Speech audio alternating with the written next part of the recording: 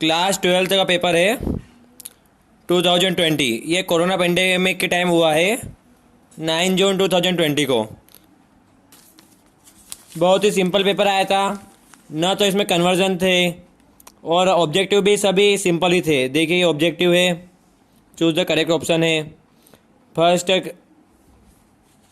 अब है fill in the blanks. आंवला विटामिन सी है, मर्क्यूरी लिक्विड है, नियोप्रीन सिंथेटिक रबड़ है, coagulation is just in reverse of peptization, oxidation state of phosphorus 5 है। अब स्कॉटी डिफेक्ट NaCl है।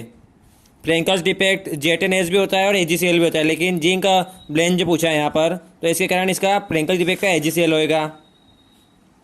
फिर पैरामैग्नेटिक O2, इसका जिंक का ब्लेज का JTNS, कपराइट CuO2। अब इसमें एक नई चीज़ देखने को मिली आपके ऑब्जेक्टिव के टाइम कि हर साल तो 1 वर्ड आते हैं, लेकिन आपके ट्रू फॉल्स आए। ऐसा फर्स्ट वाले क्वेश्चन को ऐसा लग रहा है जैसे कि ये 1 वर्ड ही पूछा है, लेकिन ऊपर गलत छप गया है, लेकिन ट्रू फॉल्स ही है। मैंने भी इसमें केल्कोजन लिख दिया था, लेकिन बाद में फॉल्स करा है इसको। फॉल्स, सेकेंड ट्रू है, थर्ड ट्रू है, फोर्थ ट्रू है और फिफ्थ फॉल्स है। ये स्टार्च आर्टिफिशियल पॉलीमर नहीं होता है, ये नेचुरल पॉलीमर होता है। फिर मोल फ्रैक्शन आया है, फिर इसके मोलरिटी आया है, दोनों ही सिंपल है। फिर है टेंडल इफेक्ट और पेप्टिजेशन, ये दोनों भी सिंपल ही है। फिर है लिगेंड और कोऑर्डिनेट नंबर, और इसके 1 एग्जांपल लिखना है आयोनाइजेशन आइसोमरिज्म का। आइडियल और नॉन आइडियल सॉल्यूशन आ गया है। इधर ये छोटा सा बहुत ही सिंपल मोलरिटी निकालना है H2O मॉलिक्यूल की। अब है कार्बोलामाइन रिएक्शन आई है, होपमैन आई है, और थोड़ा बहुत ये क्या होता है ये लिखना है इसमें कि जब एनिलीन के साथ ब्रोमीन वाटर एक्वस मीडियम में करे रिएक्ट तो क्या होएगा। एनिलीन जब सोडियम नाइट्रेट के साथ एंड हाइड्रोक्लोरिक एसिड के साथ रिएक्ट करे 278 केल्विन पे क्या होएगा, और ethyl amine react with nitrous acid तो फिर क्या होएगा। इसमें कार्बोलामाइन और होपमैन ब्रोमाइड सबसे सिंपल थी। इसमें ये नॉन आइडियल और आइडियल बहुत ही सिंपल क्वेश्चन था। इधर ये लिगेंड और कोऑर्डिनेट नंबर, इसका ये वाला भी सिंपल ही था, लेकिन ये बहुत सिंपल था करने में देखा जाए तो।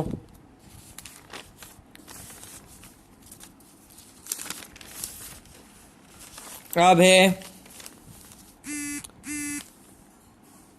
Vitamin A, B, A, C, D इनकी डिफिशियंसी डिजीज और सोर्स लिखने हैं, और उसके नीचे वाला है RNA और DNA, बहुत ही सिंपल है दोनों ही। और उसके बाद है हाफ लाइफ पीरियड, ये 2019 में भी आया था और अब के भी आया है। इसके साथ में है फर्स्ट ऑर्डर रिएक्शन का रेट ऑफ कांस्टेंट। इसके बाद है पोटेशियम पर मैग्नेट के ऑक्सीडेशन रिएक्शन लिखनी है, और लेंथेनाइट और एसिड एक्टिनाइट्स, बहुत सिंपल है। फिर उसके बाद है फिरोन और DDT, इनका लिखना है, बहुत सिंपल है। फिरोन होता है डाइफ्लोरो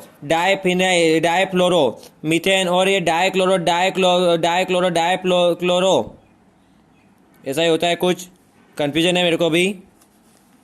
इसके नीचे भी रुको, डाइफिनाइल ट्राइक्लोरो मीथेन। अब है ये भी IUPAC में भी बहुत सिंपल है, और ये क्लोरोफॉर्म को अगर इसमें स्टोर करे तो क्या होएगा। ये भी बहुत सिंपल था, लेकिन ऊपर वाला बहुत ही सिंपल था देखा जाए तो, बच्चों से पूछा है हमने।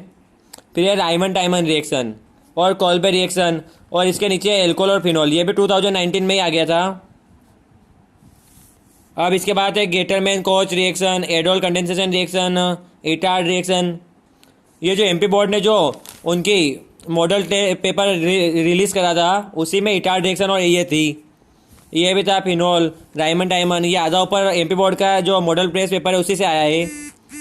फिर उसके बाद है किनीजारो और सिल्वर नाइट्राइड का एल्डिहाइड के साथ आइडेंटिफिकेशन टेस्ट, कोलरास लो, और इधर कोरोजन और लीड स्टोरेज सेल का कुछ लिखना था।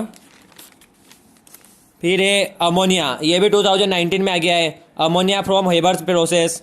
इसके नीचे ऑक्सो एसिड लिखने हैं 5 फॉस्फोरस के। फिर ये लास्ट है antibiotic, anti artificial sweetener, antiseptic, anti inflammatory, ये कुछ नया था, बच्चों को इसमें दिक्कत आई है। लेकिन अगर आपने कुछ भी लिखते हैं इससे रिलेटेड तो नंबर मिलता ही है, इसलिए बच्चों ने कुछ तो लिखा है, छोड़ा नहीं है पेपर। फिर है आंट एसिड, इसके नीचे फूड प्रिजर्वेटिव के ऊपर सोड नेट लिखना है, और सोप क्यों नहीं हार्ड वाटर में क्यों नहीं सोल्यूबल होते ये लिखना है। बहुत सिंपल पेपर था। इस साल इसमें कन्वर्जन एक भी नहीं आया है, ये बहुत ही अच्छी बात है। ये पिछले साल के मुताबिक बहुत ही सिंपल था। Thank you.